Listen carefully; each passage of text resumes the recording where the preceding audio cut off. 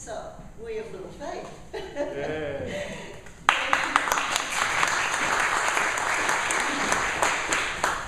Thank you again so much for coming.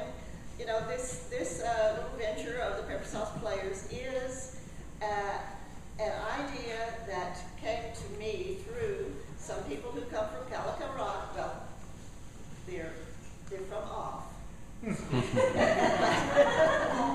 They approached me when I moved back to Calico with the idea of starting a little theater. Well, you say theater to me, you know, like when and where and what time, you know.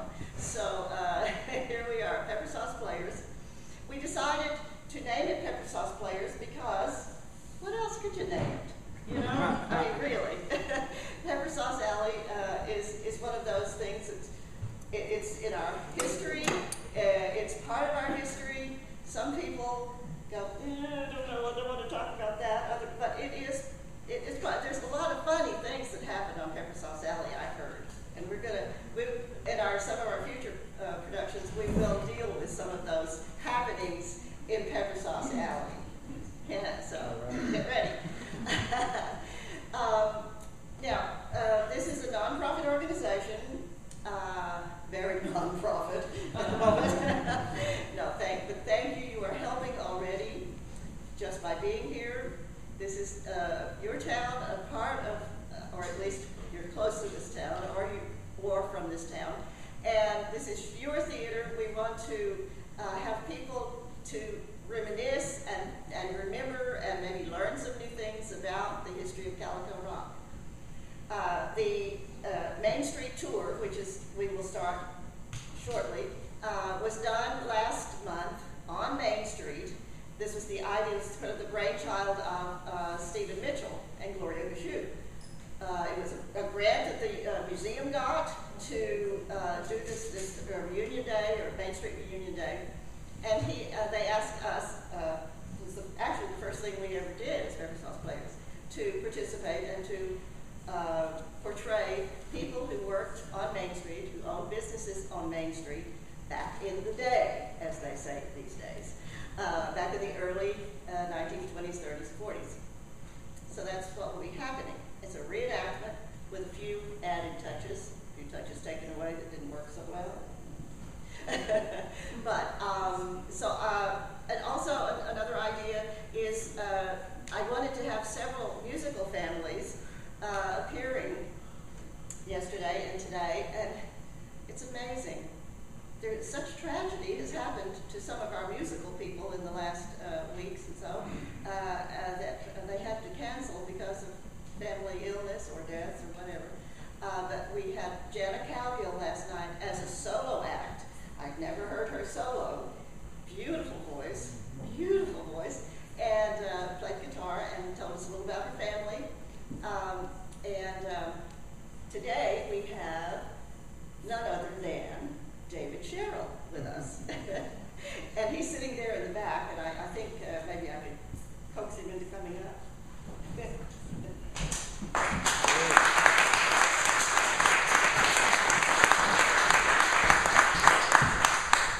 Thank you.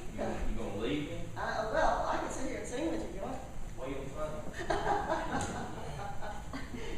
She kind of tricked me a little bit. She said there'd be lots of folks playing over today. And I'm it. What would you like me to do other than this? Well, David and I just talked on the phone. I've never really, we have met, we've signed a couple of times, but I don't really know him. I'm just going to say, David, how did you start playing guitar and why? Most everybody knows my family, Charles and Bernice. I was 8 when I started with the bass, playing gospel music with the family. My sister plays piano, and really whatever you can hand her, she can make a little tune out of it. But she is extremely advanced in a pianist, so gospel music was my roots. When I was in my late 20s, I decided I would try to teach myself how to play the guitar. So I sat around and sang a little bit. And I didn't do very good at it. I taught myself how to play a few chords, so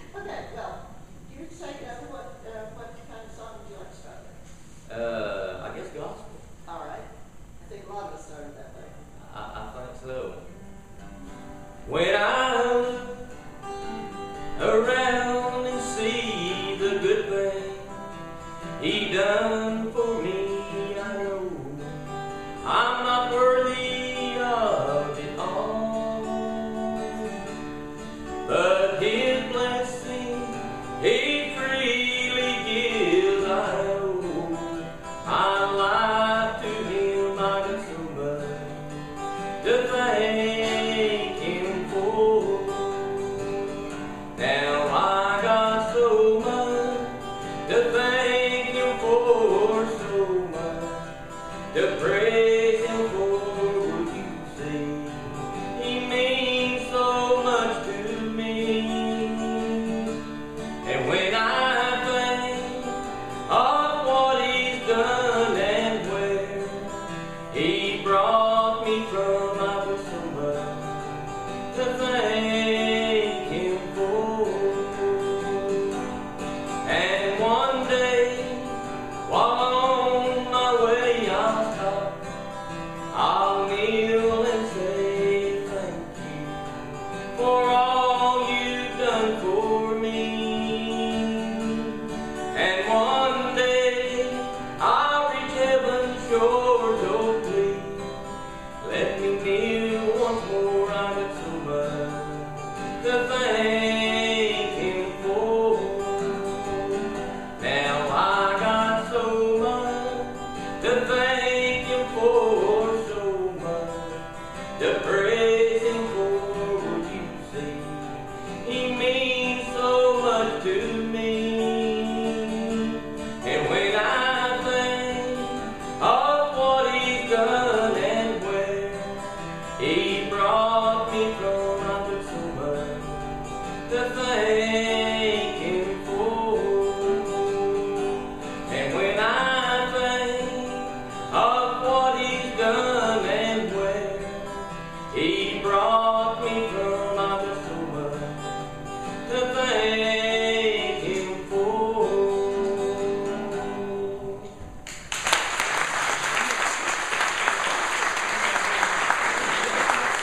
Good afternoon, ladies and gentlemen. Good afternoon. Thank you for coming to join on this tour today. Before we get started, we'll tell you a little bit about brief history of the area. I see familiar faces and I see some not so familiar. So to bring you up to date what we're doing. Starting in about 1850, steamboats were coming up the White River, and Calico Rock was one of the important landings there where goods were taken off and people were riding to the area. And then it wasn't until 1903 that things really got started. That's the year that Calico Rock started to be a boom town. That was when the Missouri Pacific Railroad announced that Calico Rock would be one of the major stops on the White River Division that ran from Memphis to Kansas City. And so Calico Rock, overnight, businesses sprang up on both sides of what is now Main Street. And we're going to take a tour of Main Street and try to portray it as it was back in the 20s and 30s and before, and 40s. And we're very fortunate tonight, through the miracle of time travel, we have some of the residents that were around at that time and have just, well, very graciously come to tell you a few things about Calico Rock back in that period of time. So come on along on the tour, and if you have questions, hold them and we'll try to answer them for you later on. We're trying to be as authentic as we possibly can through research. If we make some mistakes, well, we'd like to know it. So, say, who am I? Why, I'm your tour guide. Sometimes people around here have called me Joe, Calico Joe. But that has nothing to do with the book. So just don't get that confused. But as we're moving up Main Street here, we're going to stop and start our tour in front of the big two-story red brick building that houses the State Bank of Calico Rock. And we're fortunate because sitting inside the front window is the head cashier, and he's not busy this time, so I'm going to ask him if he will perhaps tell us something about their bank and about himself. And his name is E.C. Rodman. And Mr. Rodman, certainly glad to see you. I wonder if you would tell this tour something about your establishment here. Would you do that? Oh, thank you very much. Well, ladies and gentlemen, welcome to the State Bank of Calico Rock. This fine brick building was built in 1912 to house the bank. The bank was chartered on May 1st, 1912, in a merger between Bluff City Bank and People's Bank. Now that building was down on the other end of the block, and our tour guide will tell us a little about that maybe later on. By 1928, our bank was capitalized at $25,000 with a surplus of $14,000. Wow. One of our first stockholders was W.J. Kopp, known to his friend as Judge Kopp. And his son, Dr. Noel Kopp, has his medical offices upstairs, and he became president of the bank in the 1950s, late 1950s. Our motto is Bank of Calico Rock, where you can confidently expect to find the banking services that you want with the resources and willingness to serve. Now, our experienced staff includes brothers Roy and Grady Perriman. Roy is our head teller, and Grady is our bookkeeper. Now, our walk-in bank vault will protect your money and valuable papers from fire, flood, earthquake, and dynamite. Whoa. Just let them try. You know, banking has changed a lot since 1912, but we do keep up with the latest tabulating machines and typewriters. All transactions are entered by hand into ledgers like this, which are audited regularly. The first woman employee was Essie Wiseman in the 1930s. Our clerks, Bethel Arnold, Norma Savage, Mondolin Caldwell, and Boyce Hicks, type contracts, loans, and mortgages on the latest Smith Corona typewriters. Yes, sir. The Bank of Calico Rock takes pride in offering loans and mortgages. You know, with so many new products coming on the market, we also finance ice boxes, radios, Victrolas, and other electrical devices. You know, now we have electricity in Calico Rock. As for myself, I went to work at the bank in 1909 when I was 21 years old. After the merger, I continued at this location. And after serving in the war, I was pleased to find that the bank offered my job back. As you know, we've gone through a great depression. The State Bank of Calico Rock has done everything they could to help our customers keep their homes and their businesses and their farms. Our customers so trusted us that there's never been a run on this bank. We have stayed solvent throughout. The bank has offices in the rear. On the second floor is a professional medical and dentist office spaces. The AA, that's Alcoholics Anonymous, meet in the meeting room behind here, and that's where the bank board meets, but not at the same time. A.H. Matthews has an abstract agency upstairs, and U.E. Hudson, he has his United Farm Agency and real estate offices up there. And you know, we handle a lot of the mortgages for his real estate transactions. I really want to thank you folks for coming by today, and I hope you enjoy your trip down Main Street. You're going to find some interesting things, and if we can be of any service at all, you just let us know, okay? Thank you.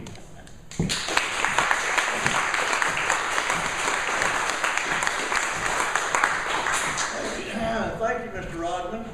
I failed to mention before we started that the mural on the back wall here is Upper Main Street, we call it, the high side. There's an upper and a lower, and that's because of the lay of the land that caused.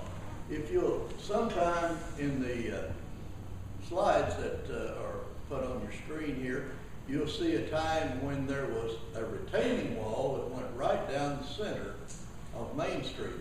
And it's hard to describe, but I think there are two pictures that you will that come up. One of them is just the wall by itself, and another one, there are people that are up on two levels. Looked like a political rally to me. And but whatever. Okay, let's move on down the street. We're up on Upper Main Street, north end, and we're going down the sidewalk. And the next building we come to is actually my favorite. Now, I should have mentioned earlier that all the buildings on the Upper Main Street were built soon after 1903, when the railroad was announced. But that building was built by Nick Rand. Now, it's the same Rands that Rand Park we're fortunate to have in our tour here today. We have Helen Rand that's with us, and but the Rand family was very prominent in the area, and Nick was an entrepreneur, and he built this building. The architecture of it, you need to go down to Main Street and look at it sometime. But the arched windows are what I think are really the point that's But what it means to me personally is that Nick Rand started a mercantile business there in that building, and then later on he decided to move into the wholesale grocery business, and so the Rand Wholesale Grocery was also out of that particular building, and my mother was a secretary at the time, and her desk was in the front window of that building, much like Mr. Rodman's desk was in the front window of the bank. And the story that they always told me as a boy, that my dad was at the bank doing some business, and as he left the bank and was walking down the sidewalk, he spied my mother, and he said, "That's the woman that I'm going to marry." Now, I don't know how long the romance or how it began or who introduced them or anything, but they did. They were fortunately married. Fortunate for me, I guess. Well, that's a little something personal. I didn't really mean to get into that. But, here we are at the Rand building. I told you about Mr. Rand, and we'll be hearing his name some more as we go down on our tour. But later on, and what most people in the area remember about the building is that it was the location for the Calico Rock Progress newspaper. The editor, the owner, the reporter, the cashier, the typesetter, or whatever else, he did it all. His name was Neil Brooks. And Mr. Brooks, he also had a real talent of writing. And some of his reports, particularly obituaries, really stand out. So if you've read any of the articles in the Calico Rock Progress back in that time, you'll know what I mean. Okay, that's the next building now. Let's move on down the street now. The next building is the Wiseman Hotel. It's a two-story building, and pictured there in front is Aunt Mattie and Uncle Tip Wiseman. We're really fortunate tonight because Aunt Mattie is here with us. I see her right here. Aunt Mattie, would you come up and tell some people about the hotel here, this tour? Yeah, we have this tour going on, and these fine people, and they're really pretty natty here, boy. Well, thank you so much. Yes, you always look great, though. Yes, how about you away Tip? from it. All right. Thank you very much. Hi guys, how are you today? Oh my goodness, what a wonderful afternoon.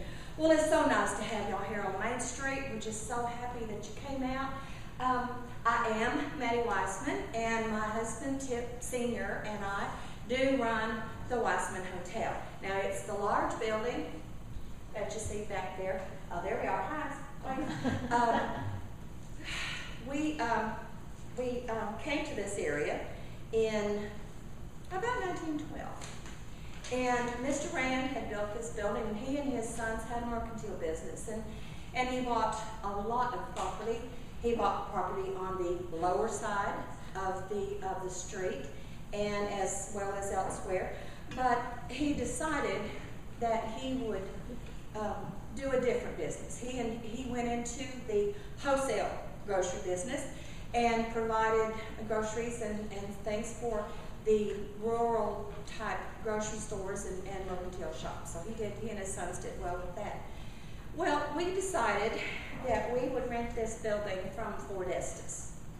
And we moved in there. It was probably after 1912. No, we have as you see, we have the staircase going up to the guest rooms. We have the lobby on one side, and then we have the kitchen and the dining room on the other side. Now, our family also has living quarters behind the lobby. We have 14 guest rooms. Now, that's quite a bit for this area, but you know, we do okay. We really do. We do all right. I kind of run the hotel. Tip does the maintenance and things like that.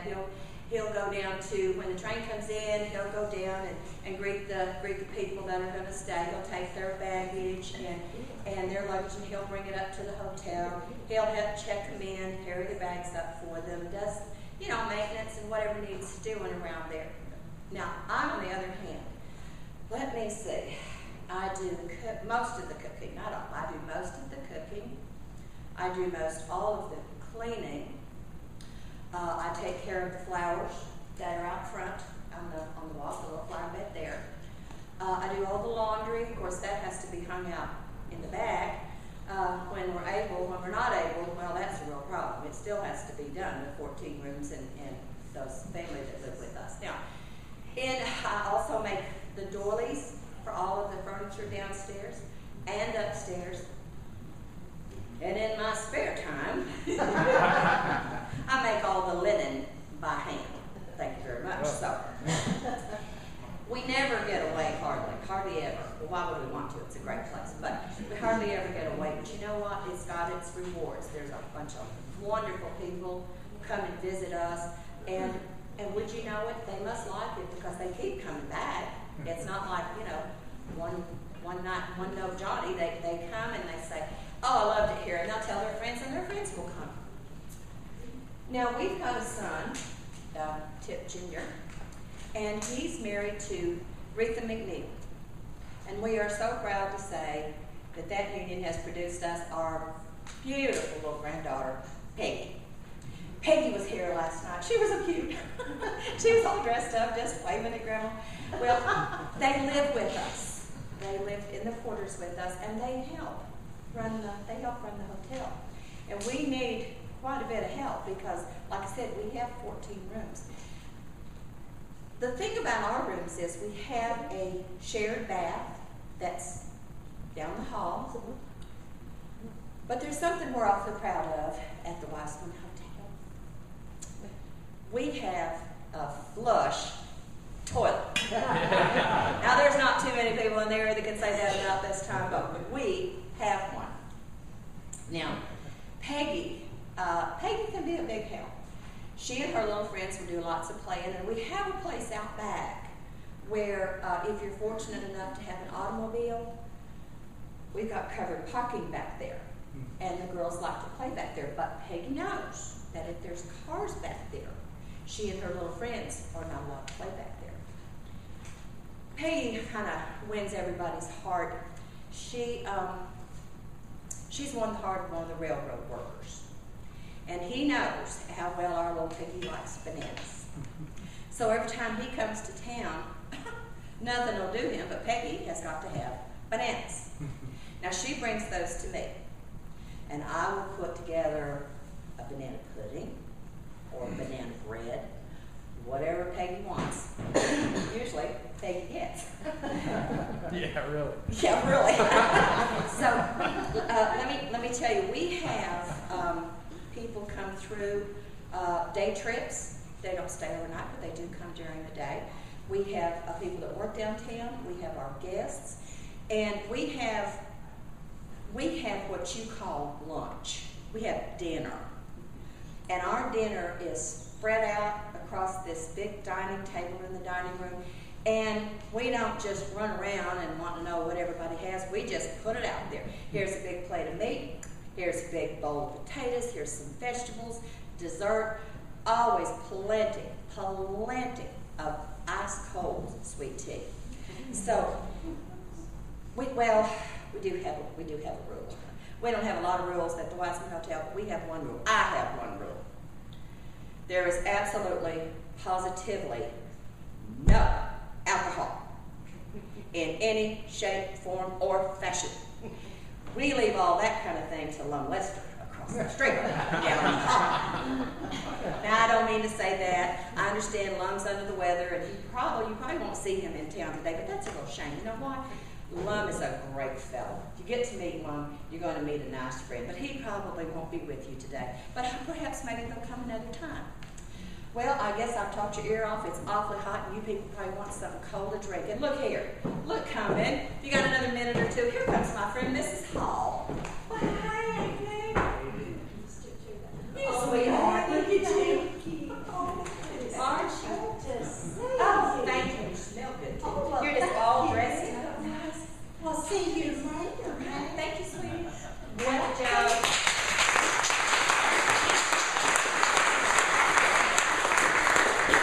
Welcome, folks, to the Hall Funeral Home. I'm Aideen Hall.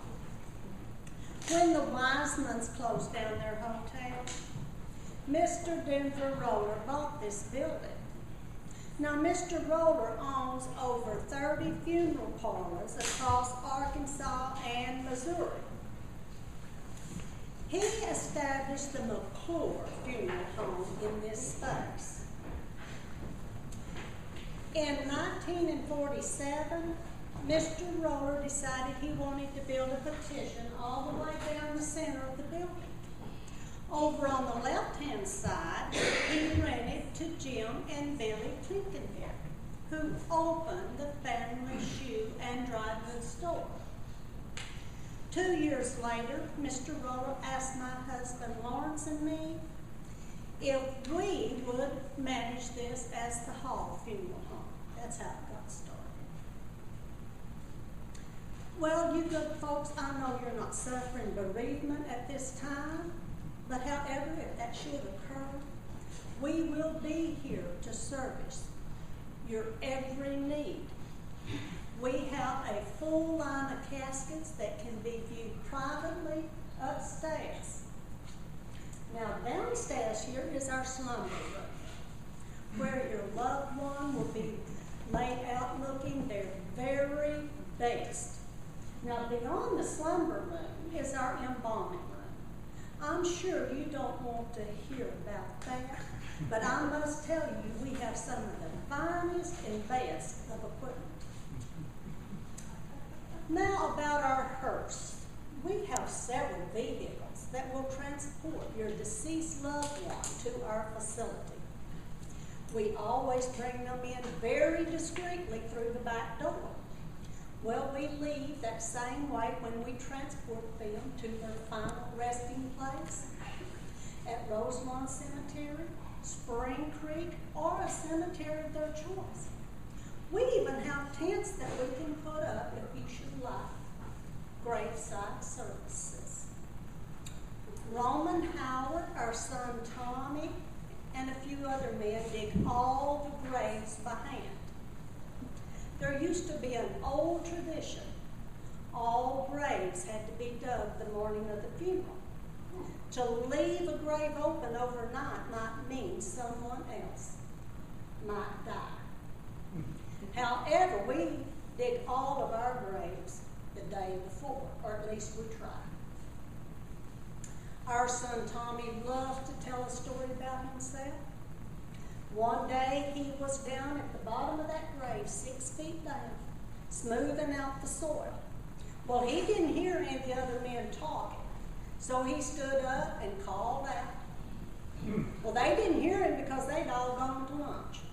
So poor Tommy, he had to sit down at the bottom of that grave till they got back, so they all had a very good life because he missed his lunch. Now about the gravestone post, that is your responsibility. We have a tombstone maker here in East Calico, as well as a few other men that has the skill to, chisel a decent stone. But let me tell you, marble will not hold up in this climate. It's best to use granite. Now, if you want something a lot fancier, you can always order one from a catalog. We have several merchants in this town that'll be happy to order one for you. It'll come in by rail already engraved. Now, I guess you're wondering about us, and I'd like to tell you a little bit about our family. We live upstairs in what used to be the Wiseman Hotel guest rooms. We knocked out a few walls so we could have a kitchen, a parlor, and our own bedrooms. I must say it is very nice and comfortable there. Well, I am so glad y'all stopped by today. I would say hurry back soon, but that probably wouldn't sound appropriate. But I will tell you, we are here to serve you if you should ever need us. Thank you again for stopping by.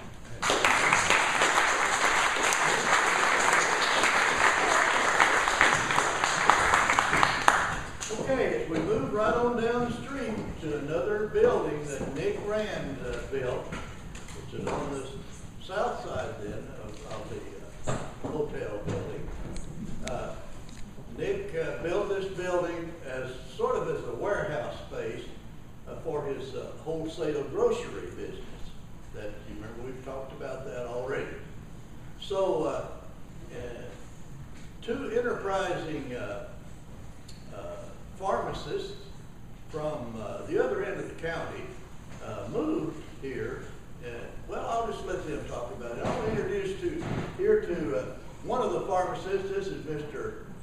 L.E. Evans, Leonard Evans. We call him Uncle Lynn.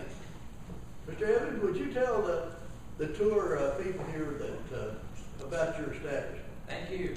Hello, it's good to see everybody. Thank you for coming. Glad we could be here to help you with the tour. To my right over here is Mabel, the cleaning lady, who loves to whistle as she works. Behind me is Jonathan, the soda jerk. You'll be hearing from him a little bit later. I'm Leonard Evans. Levi, my brother, and I were one of the druggists that came along in the chain of events for this drugstore. 1879. You don't need to remember the date, but that was when the first drugstore came along with two men, Roby and Galloway. 6 years later, 1885, two men, Schenck and Goodman, bought it, and they were the druggists for a few more years. In 1903, Mr. Rand built some buildings, and we occupied that building. In about 1913, Levi and I came up from Mount Pleasant, Arkansas, and we continued with the drugstore, where we had several things going on.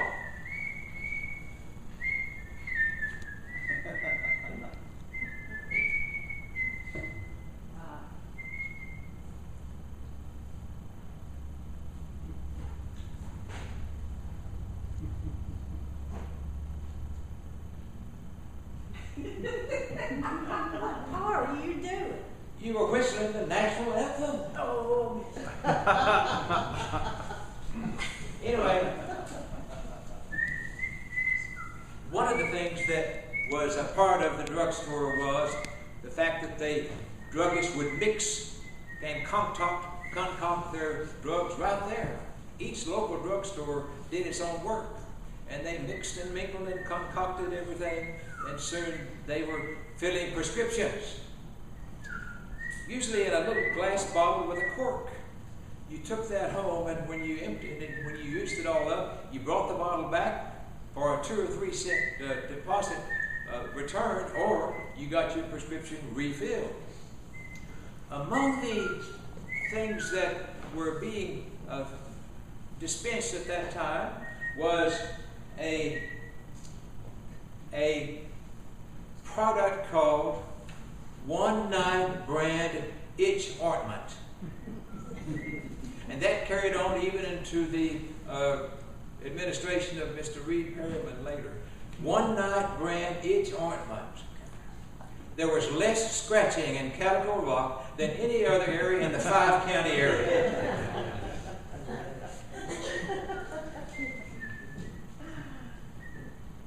In about 1945, after my brother and I had retired or died, by the way, in the window of the drugstore would be some bottles with bugs.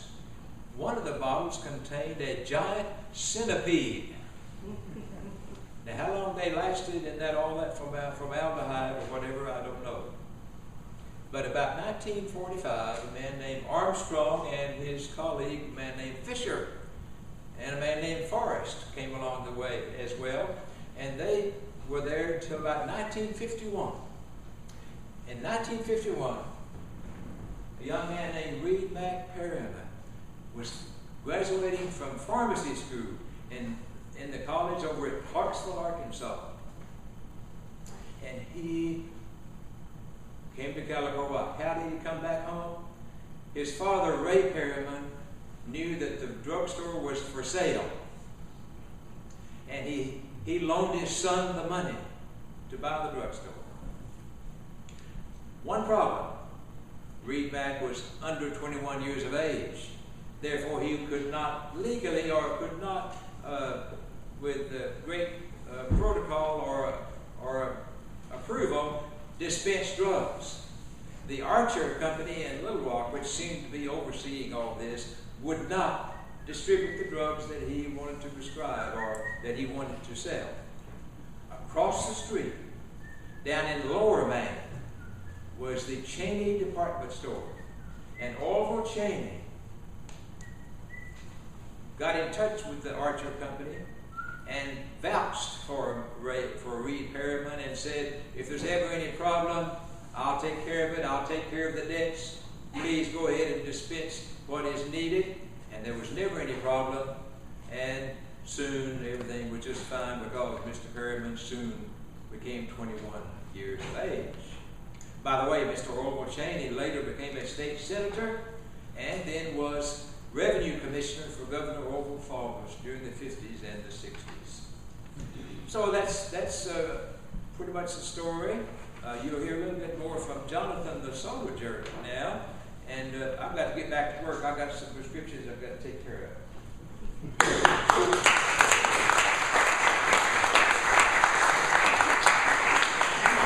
Hi, I'm Jonathan. I'm the soldier. I started working for Mr. Armstrong, so did Miss Mabel Harris and Earlene King.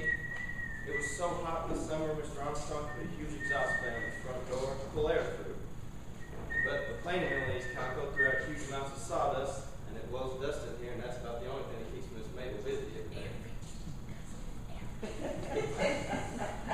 She's always got that dust in her hand, and she's always a whistle.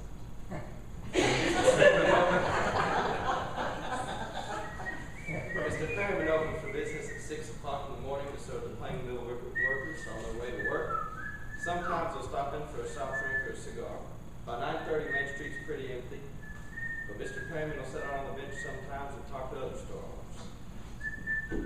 As you can see, we have 1 counter and 3 booths. We offer banana splits, but we don't get enough orders to keep the fruit on hand. So when someone orders a banana split, we'll hire Miss Mabel or Earlene to run across the street to Estes Grocery to buy a banana. We also don't have an ice machine. Miss Earlene will get a big old square ice, put it in a canvas sack, and crush it on the ground with a hammer until she has crushed ice. In 1969, Mr. Perryman will move his business to Highway 56, where Mitchell's Park Street Pharmacy still is today. Ray? Let me tell you something. If you hadn't had one of his sarsaparilla root beer floats, oh, you don't know what you missed. I tell you what, Jonathan can fix one of those on a hot summer day. You know how hot it is. Just hot as, well, you know, really hot. You take one of those sarsaparilla root beer floats, time you finish, you think you're halfway to heaven. Jonathan is the best soda. Dave, this is Clinton Beard's Old Fashioned Ice Cream Parlor with the foremost sign. We still serve the soda and the ice cream like they used to. You can sit on the original counter at the original booths and enjoy the ice cream. So when the tour's over, come on back and I'll fix you up sarsaparilla. Try one.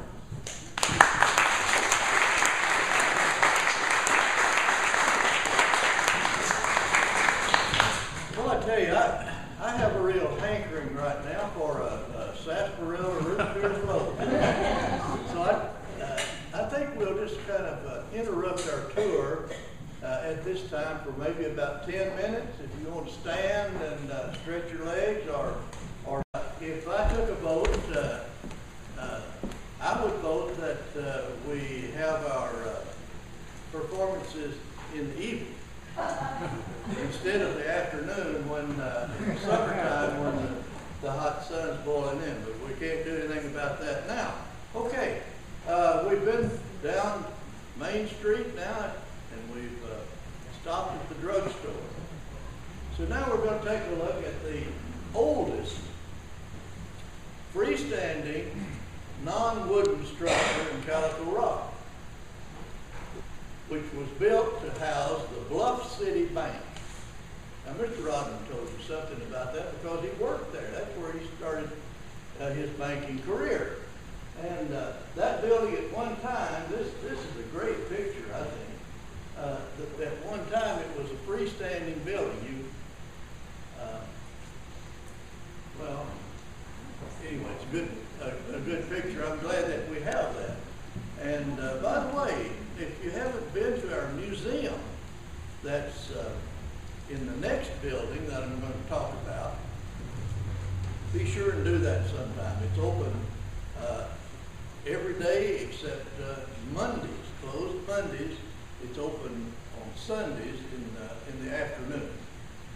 But come Tuesday through Saturday is the best time. Okay, let's continue with the tour. Are you ready? All right. Here we are at this building. Built in 1897. Now this was before any kind of news about the train, but it was built as a bank. So Calico Rock, in addition to being a shipping point and all that, was also a banking center. It was a center of commerce here in this part of the country back in that period of time. And the Bluff City Bank merged with People's Bank in about 1909 or 10 or 12, whatever Mr. Rodman said earlier. But somewhere in that period, they continued this building. If you can see here, it says Bank of Calico Rock on the window. So it was the Bank of Calico Rock then, which they operated there. Later on, after the building, the first one that we talked about on the tour, the two-story red brick building, after it was constructed and all that, then they moved down to that location. Okay, in 1924, this building housed the Calico Rock Post Office, United States Post Office, Calico Rock, Arkansas. And it's kind of changed the habits of the people. They began to come earlier in the day to do their shopping, and for other reasons. About 8 o'clock, or at least that was the time that the train, the morning train from Memphis, was supposed to arrive. It was sometimes, of course, 9 o'clock, and maybe sometimes for various times, might even be later.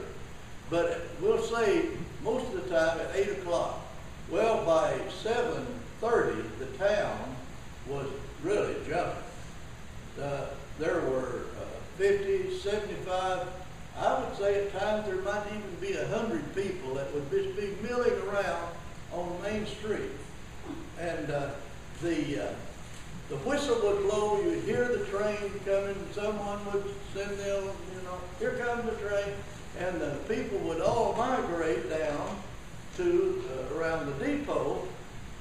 They were interested in knowing who was coming in town on the train, and also who was leaving town on the train. And so the train also brought the mail for the day. It was delivered in, of course, the canvas bags, which Donnie Mosier loaded in the back of the pickup, drove around, unloaded it in the back of the post office building, and the Sanford Wayland and whoever his helpers were would take the mail, sort it, put it in the boxes, open the windows, the people would get their mail. Then, by 10 o'clock, most generally, the town was empty.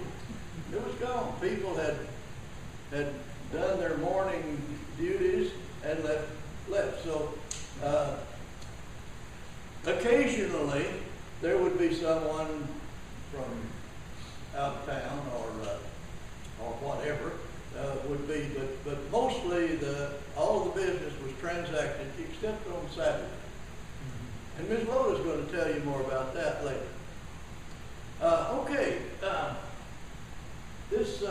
This building after the post office building, this building now is the Welcome Center for Calico Rock.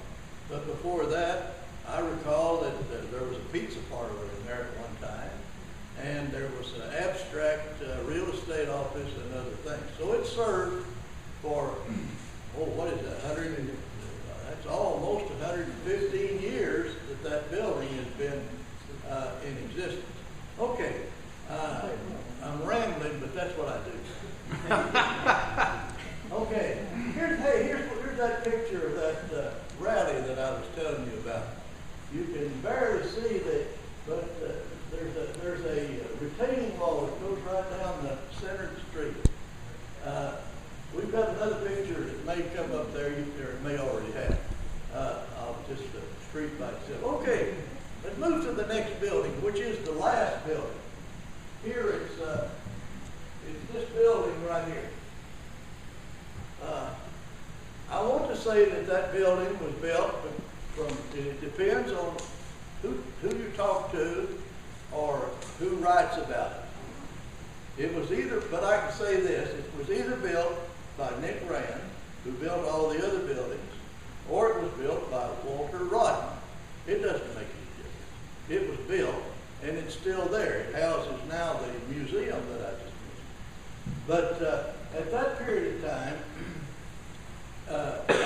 about 1923, R.H. Wayland from Pineville, Arkansas, Uncle Bob, we called him, moved his business from Pineville to Calico Rock and established the Wayland and Sons general store or general merchandise.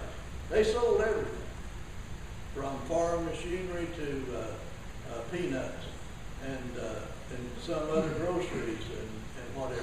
It was a general store, which meant that they sold just about everything, dry goods. And so in Mr. Whalen and his sons operated the store until about somewhere in the 30s in there, after their dad had passed away, Uncle Bob. The Whalen heirs rented the building to Mr. J.E. Perryman, Gilbert Perryman, and his two boys, Kenneth and William Reed, and they moved their hardware, Perryman Hardware, from its location over in East Calico Rock, moved it to this location on the corner. And then about 20 years later, Mr. Perryman passed away along in the middle 50s, but the two brothers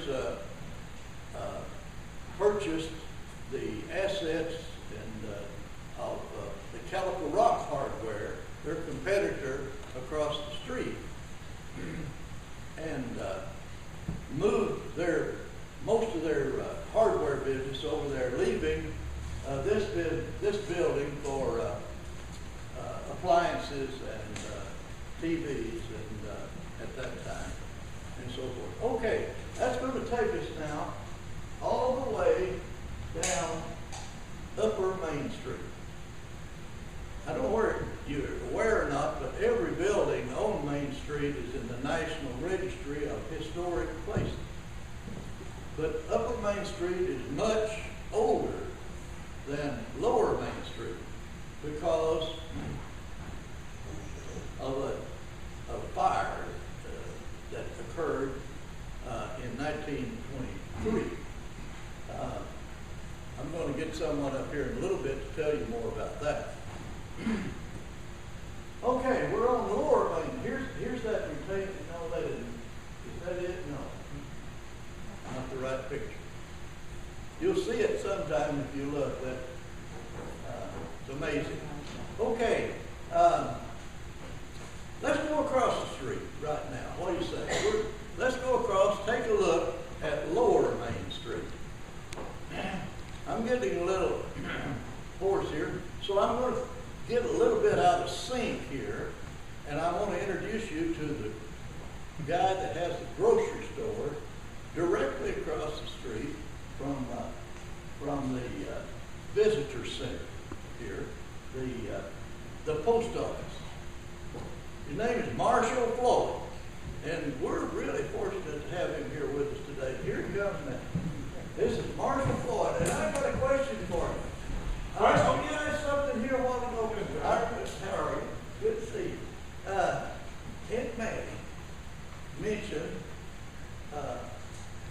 Lum Lester a while ago, that he was sort of under the weather and couldn't be. We were going to have him be with us today, by the way, because he worked in the business on Lower Main. I'm sorry he can't be here quite okay. But one of the things about Lum is that at one time a case of dynamite went off on his shoulder. At least that's the No. I want to set the record straight. Lum said that is not true. It was only half a case. Oh, well, I'm glad to get that straightened out. Okay, Marshall, we're glad to see you. And this is a tour that we've got going to Main Street. Tell them about your business. Well, howdy, folks. Hey. Welcome to the J.M. Floyd and Company store. Ladies, we carry everything for your table. We have a complete line of baking supplies, including spices, different kinds of flour, sugar, and cornmeal. And our cornmeal is ground right here in Calico Rock at the Jennings Grist Mill. And by the way, all of these items are available in bulk, so you can buy any amount you want to. Ladies, you can also bring your own container in, put it under the vinegar jug, open the spigot, and buy whatever amount you think you're going to need for pickling. We have fresh and cured meats, fresh baked bread, and fresh milk and eggs. While many of our customers bring me fresh milk and eggs just to trade for other groceries that they need. In the fall, we carry the best sorghum molasses you'll ever eat. Celestis and God Majors make the best tasting molasses you've ever eaten. They are larrikin good. Now, for you young people just starting out in married life, we've got everything for the kitchen. We've got pots and pans, skillets, dinnerware, sifters, and rolling pins. Now, you're going to need a good rolling pin, ladies. You're going to have to be able to make those big fat cat head biscuits in the morning, and you're going to need something to control him at night. Now, you gentlemen have not been left out either. We've got a really good line of livestock feeds for all your needs. For the children, we have several types of penny candy, all here in these jars on the counter. You can buy it by the piece or by the sackful. Now, speaking of candy, Ethel, bring me some of that peppermint candy. I see the Henry Whitaker family coming. Those kids sure been having a tough time since their mother died at age 37. And I'm going to sneak a few pieces of candy in their pockets. Henry just doesn't have any extra money right now. Let me assure you that all of our stock is the freshest available. While Mr. Euless Hudson represents the Batesville Wholesale Grocery Company and has an office just around the corner in East Calico. He comes in every week to take our orders. All of our meats, fruits, and vegetables are delivered almost daily on the train. Well, if any of our produce looks the least bit overripe, Ethel takes it home and she'll can it or pickle it or bake it into breads or pies. Everybody knows that black bananas make the best banana bread you can eat. Now just ask Aunt Mattie. After fire destroyed every business on Lower Main Street in 1923, Ethel and I built this building. Now all the buildings on Main Street are rock and stone construction, and we haven't had fire since. Ethel and I are still using the same counter that we've waited on customers over for almost 40 years. Like most of the stores on Main Street, we're a jot 'em down store. Just like Amos and Andy, we'll set you up a charge account. And then you can come and pay us when you sell some livestock, sell your crops, when payday comes, or even when your monthly war pension check gets here. As you can see, I don't go anywhere without my ledger. I keep your charge accounts. It's the most important, most vital piece in this store. I keep track of disbursements, daily receipts, bank deposits, but most importantly and most vital, I keep my lines in here because I can learn them like I'm supposed to.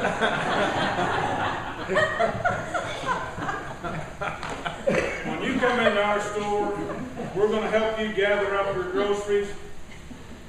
We're going to point out any sale items that we may have that we think you might be interested in. And we're going to carry your groceries, your purchases, out to your wagon or car. Why, if you parked out back in Peppersauce Alley, I'll carry the groceries down the stairs and out the back door to your vehicle. And we'll even deliver to your home. And we don't charge for that either. You can even call us. We'll get your order ready for you to come by and pick up later. Or we'll take it to you later in the day. Ethel! Ethel, can you come up here and wait on these people? I need to deliver some groceries out north to Pleasant Valley. Mrs. Ada Wilson sure has been having a tough time. She lost 2 sons in the war. Her husband died at 46, clearing timber for the dam project. And her house burned last week. She could sure use some help right now. Ethel's going to take really good care of you folks. Thanks for coming, and come back and see us when you need anything at all.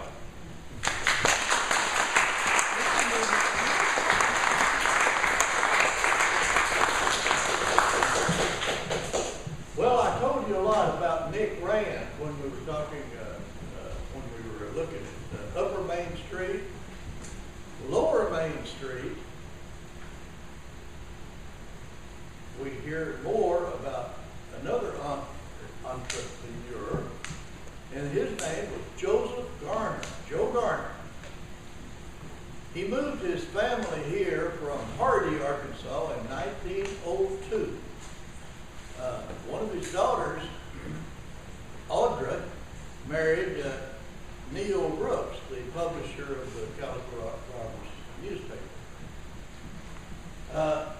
Mr. Garner had probably some way got wind that they were going to build a train. The train would be coming through Calico Rock. So he got a jump on some things and took his family, brought his family here, purchased several lots on the lower Main Street. He built a wooden frame building to house his mercantile business, and it was on the south side of Main Street, directly across from the building we referred to earlier here. And he catered to the needs of the people who were working and building the railroad. And he had built up a pretty good business. He built some more buildings on Main Street, and Marshall and Ethel joined in there and built a building. There were several others. But in 19, they were all wooden buildings. And in 1923, August the 7th, when a train was going down the switch track there by the Garner Mercantile Building, cinders came from the smokestack and ignited the roof of his warehouse building, caught the rest of his building on fire because the wind was blowing pretty strong, and went right down the street and burned every store that was on the south side of Main Street. The upper streets are all masonry buildings, and they were saved probably because of that. But Mr. Garner, being not taking everything in stride, the next day he was ready to start rebuilding, which he did. He was the first person to rebuild on Lower Main Street, and he built of masonry construction. That building is still there, and it houses at the time the Calico Rock Hardware Company and the Perryman Hardware Company when they moved over. I mentioned that a few minutes ago. I hope you kept up with that. But nevertheless, let's move on down Main Street. We're going north now. So we're passing the Floyd's Grocery, and as we move on down, the next building is Cheney's Department Store. Mr. Cheney has been mentioned a couple of times already. The next building housed the Estes brothers, Clyde and Elmer. It was their grocery store. There were 3 grocery stores on Lower Main Street. The Estes Grocery, kind of in the corner of it, was Melba's Beauty Shop.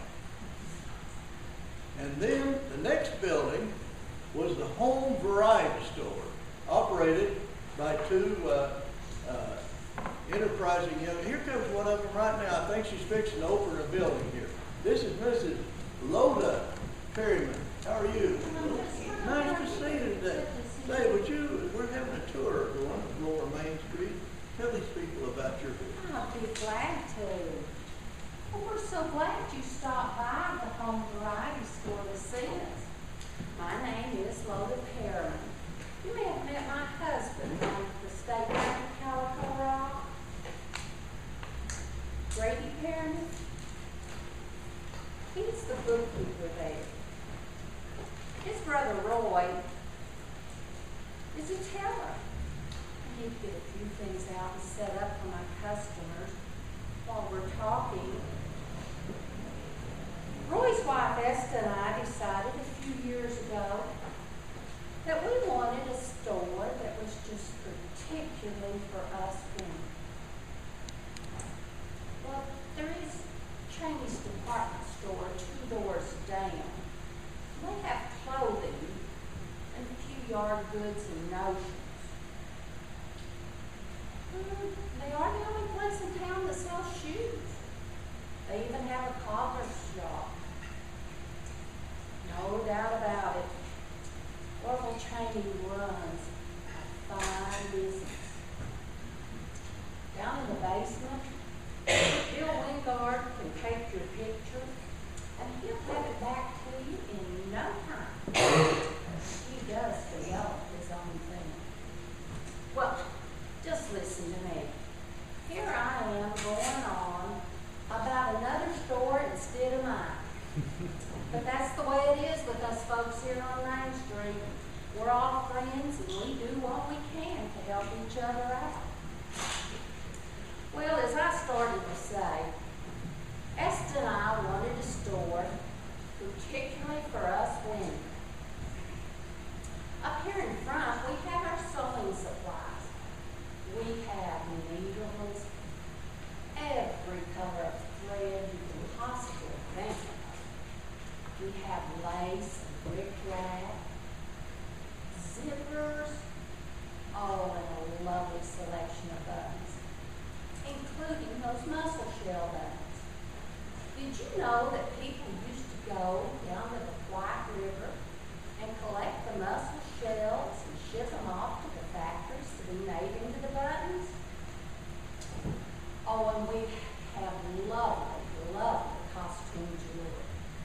Esther and I are just like kids when a new shipment comes in. We can't wait to get started trying this stuff on. And we carry the most popular cosmetics around. We have lovely face powder, the tangy lipstick that changes color when you're wearing it. Oh, and perfume. We've got that new atom bomb perfume that the girls are so crazy about. It comes in a little bomb-shaped bottle. Can you believe that?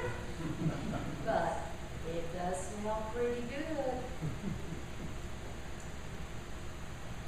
You know, we think that our customers appreciate a woman's touch. And Esther and I understand their needs because we're just like them. We carry the hosiery, both the silk and the nylon, and corsets, and that other intimate apparel. But, just like our name says, we do carry a variety of products. Down the middle here, we have our pots and pans and our kitchen utensils. And in the back here, we have our children's clothing and the toys. But kids love to come in and look at them while they're mama's shop. And I can tell you, we do a brisk business at Christmas time. Well, every now and then, we get a man that comes in. Just a few days ago, Wayne came in looking for something for Gay. I think he didn't want any of his friends seeing him. And you know, most of the men are like that when they come in. They're just a touch embarrassed. But Esther and I put them at ease, and we helped them find just the perfect gift for their loved one. Oh, the streets are filling up. They're going to be shoulder to shoulder before long. Saturdays are like that. They're the busiest day of the week. We do more business on Saturday than the other 5 days put together. I'm afraid I'm going to have to start waiting on customers. But before this was the variety store, it was the Hillbilly Cafe. And I see a friend of mine that worked there. I think maybe she might come and talk to you for a while I get busy waiting on customers. Hello. Hi, Loda. Come on in and tell them. Well, you know what?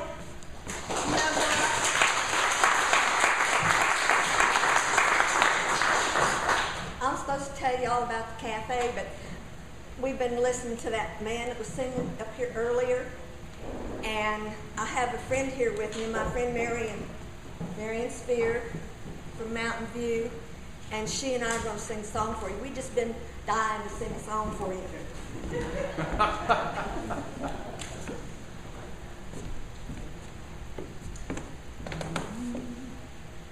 I open up my sleepy eyes and see the morning just the way that it should be. The setting of the midnight moon, the rising of the sun, and a feeling like I've only just begun. The morning mist still lies upon the ground, and it comes and goes but doesn't make a sound. And the reverie of the midnight hour lightens with the day. There's an Ozark Mountain morning on the way. There's an Ozark Mountain morning on my mind, and it's precious as the fruit on the vine. I haven't seen a day like this in all my time away. Oh, what an Ozark Mountain morning day. The sunlight shimmers through the trees, while the birds sing their peaceful melodies. And there seems to be a whisper of some magic in the air, something I just couldn't find anywhere. There's an Ozark Mountain morning on the way, and I've tried a million times to find today. Now I know I'll never find one with a sky so blue, one that makes me feel the way I do. There's an Ozark Mountain morning on my mind, and it's precious as the fruit on the vine. I haven't seen a day like this in all my time away. Oh, what an Ozark Mountain morning day. Oh, what an Ozark Mountain morning day.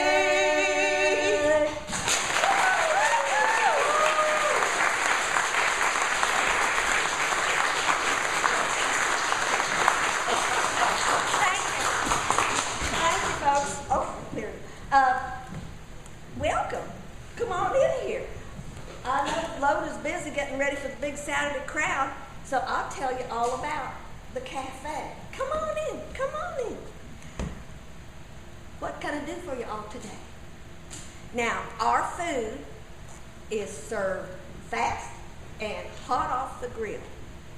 Our specialties are hamburgers and cheeseburgers, and every day we have a different blue plate special. Now, today's special is meatloaf, mashed taters, some kind of vegetable. I think maybe black-eyed peas. And, of course, you get a choice of white bread or roll or my favorite, cornbread. Now, I want you to pay special attention to this part.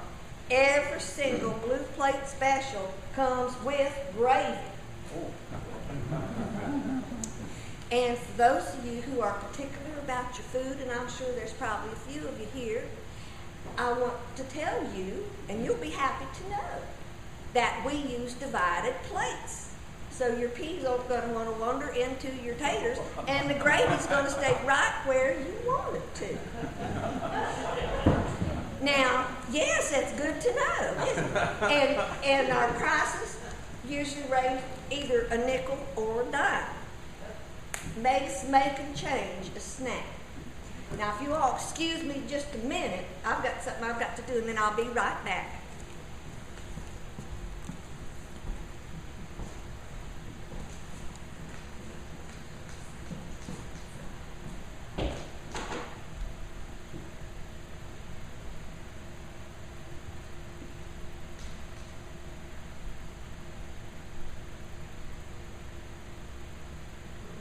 Well,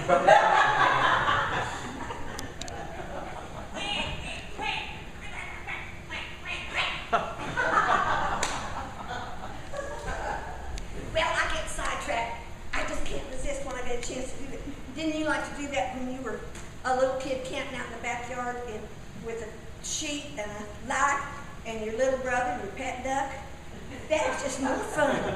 Dude loved it. Well, I better get back to what I was supposed to be telling you about.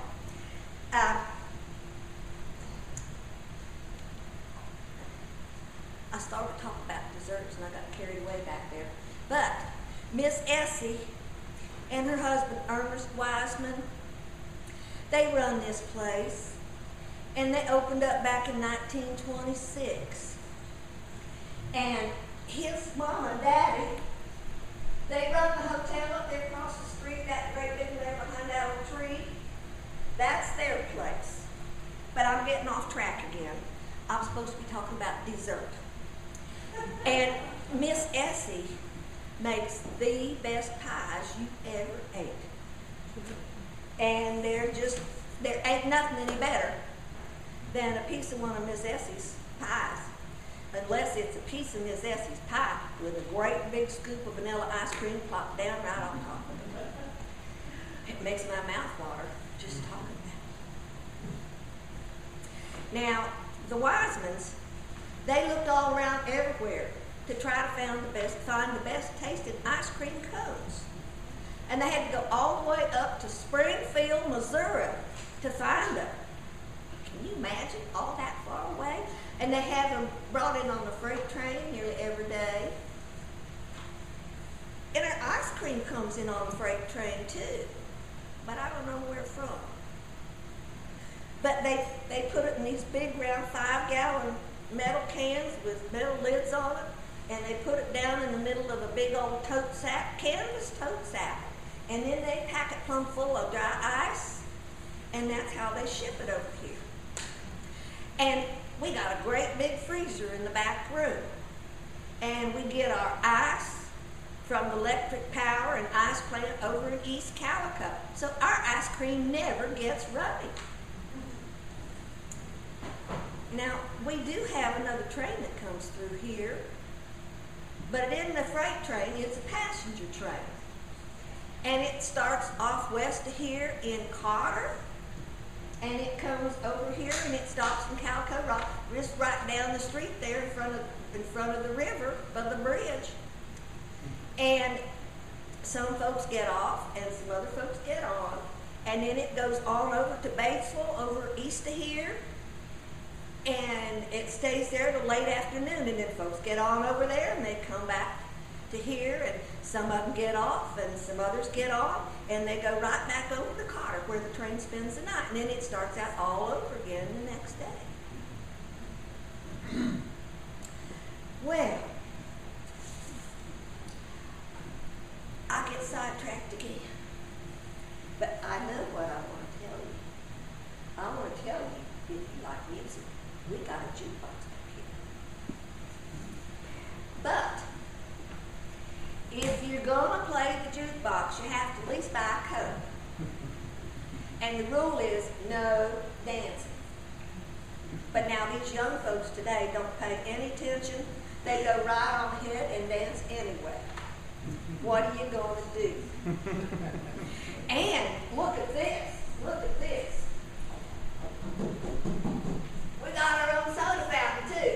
Now can you see me any better? I get any shorter, I'm going to need a stool to walk to work back here. But I want to tell you that we use our Coca-Cola syrup and we mix it with that carbonated water stuff that squirts out of the canister. here. And I tell you, if you don't do it right, you have stuff on the ceiling and on the floor and on the counter and in your hair and on your clothes and on your shoes. It made my shoes stick to the floor when I walked. It was awful. It took me a while, but I learned to do it right, and now I do it right every time. Every time. Hey, I got a great idea. You all come back over here this evening. This place is going to be jumping. Those CCC boys, that's the Civilian Conservation Corps. They're going to be, they're off in Melbourne right now building the new county courthouse. But as soon as they get their paycheck, they're going to be right in here for their dinners. And they fill that jukebox full of nickels and ask all the local girls to dance. And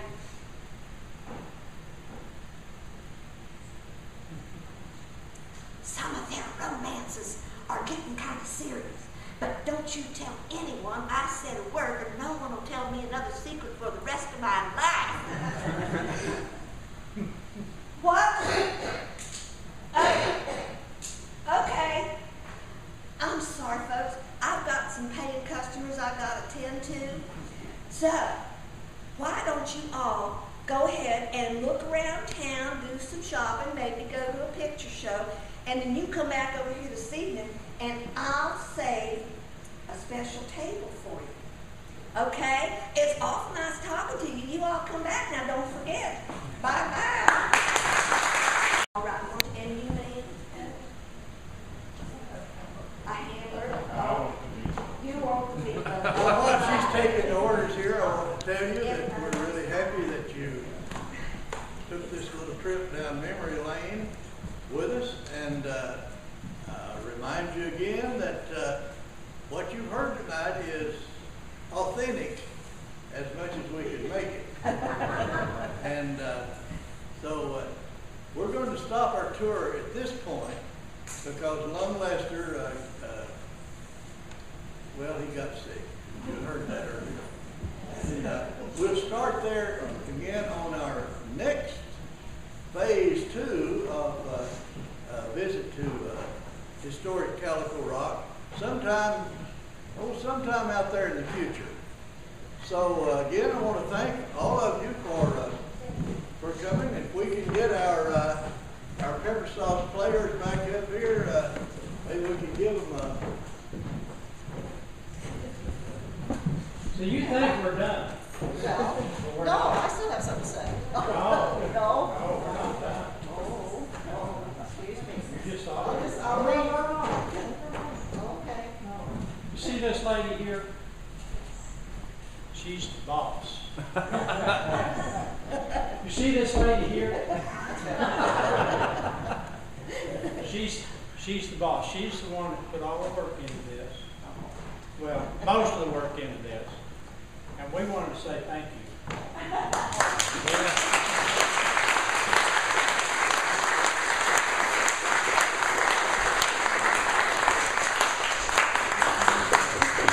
Since I don't speak any German, maybe some of y'all do, but I don't. We asked Tom last night what we ought to call her.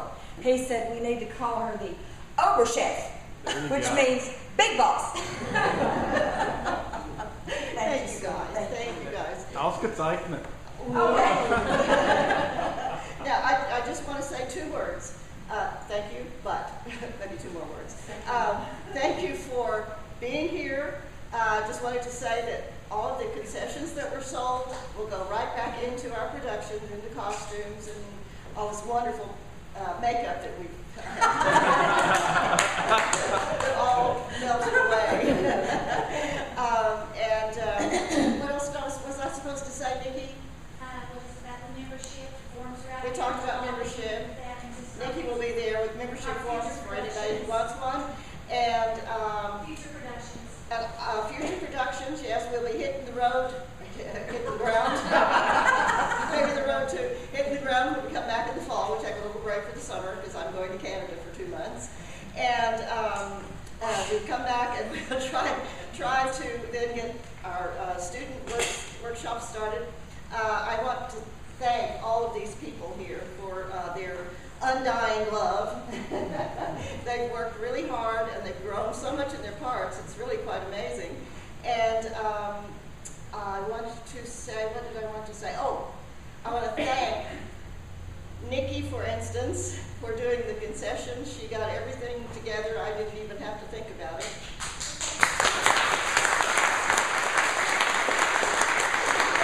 And those two little girls back there, Jude and Kathy, yes, who helped her. And I want to thank my AV person.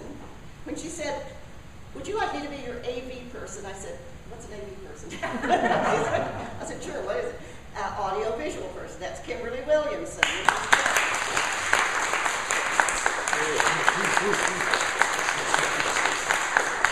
I did not know anything about PowerPoint, so she did all of this.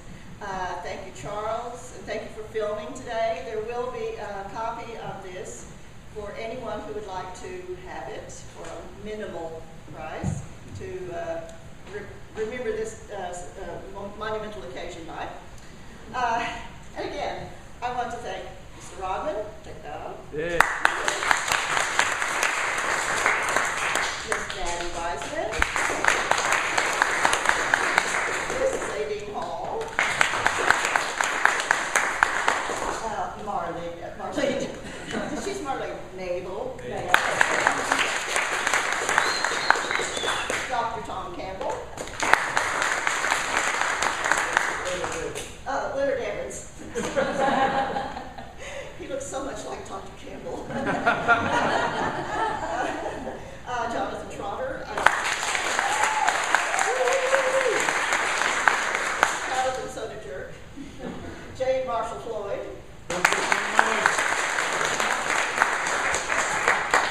And Aunt Loda Perryman. And now what was your name again? Captain McClellan. We just now found out what the